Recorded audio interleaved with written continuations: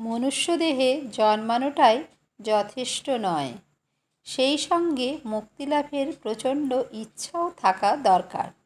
এই মুক্তিলাভের ইচ্ছাই ঈশ্বরের দ্বিতীয় কৃপা। তৃতীয় কৃপা হল মহাপুরুষ সংশ্রয়, কোনো মুক্ত পুরুষের সান্নিধ্য লাভ এবং তাঁর ছত্রছায়ায় বেড়ে ওঠা। মহাপুরুষ কে? যিনি অসাধারণ আধ্যাত্মিক গুণসম্পন্ন। আধ্যাত্ম জীবনে এমন মানুষের পথনির্দেশ ও তত্ত্বাবধান আমাদের একান্ত প্রয়োজন। না হলে অবস্থা হয় ইঁদুরের মতো।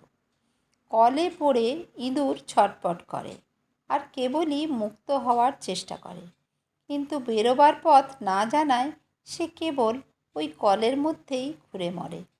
বেরোবার পথ আছে, যে পথ দিয়ে সে কলে ঢুকেছে, বস্তুত সেইটিই পালাবার পথ, কিন্তু সে তা জানে না। এটাই তার দুর্ভাগ্য। মানুষের অবস্থাও তাই, বলছেন স্বামী রঙ্গনাথানন্দ মহারাজ।